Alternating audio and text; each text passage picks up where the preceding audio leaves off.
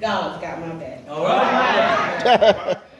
Now, when we look at Psalms 121, this was written by David, if you're not familiar. I want to talk with you a minute about where David was, what he was thinking about, what was going on.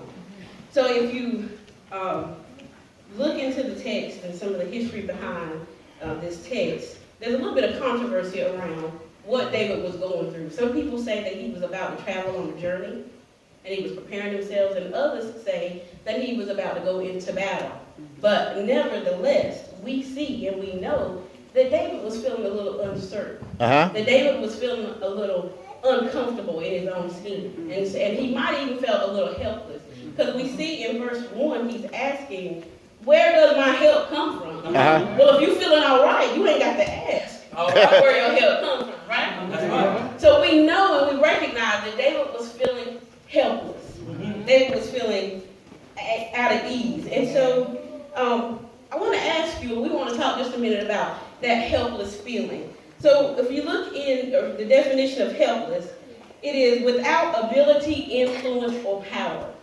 It is unable to defend oneself. It's feeling or acting without help. You feel uncontrollable. Now, how many of us felt helpless before? Oh, yeah. There's so many times in our lives that we feel helpless when we are going down the journey or we working hard every day, and all of a sudden you get fired from your job. You feel what? Helpless. When you are thinking everything is going right and your kids are getting in trouble and you don't understand what's going on, you feel what? Helpless. When you are going along with your family and loving one another and you experience a loss in your life, you feel helpless. And there's been so many times in my personal life, because I can't talk about nobody but Savannah, that I have felt helpless.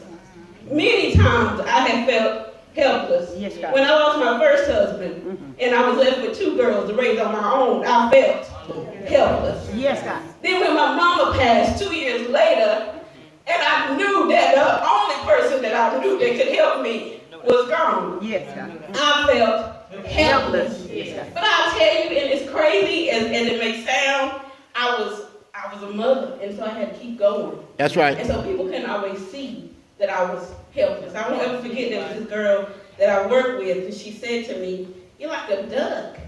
Nobody knows what's going on the surface, but you got all this turmoil going on in your life."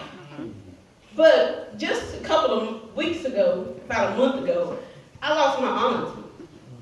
And she was like, that last, you know how sometimes like, it's like you keep going till they say it's the straw to break the camel's back. For me, that was the straw. Because I had already lost my mom. I'd already been lost with my husband. But my auntie was like that last foundation that I just recognized that I knew. But mama wasn't there, auntie was always there. And so when I tell you I really felt helpless, that was a time in my life that I truly, truly felt helpless. But as I stand here today, you know that I won't defeat it. All right. Hallelujah. You know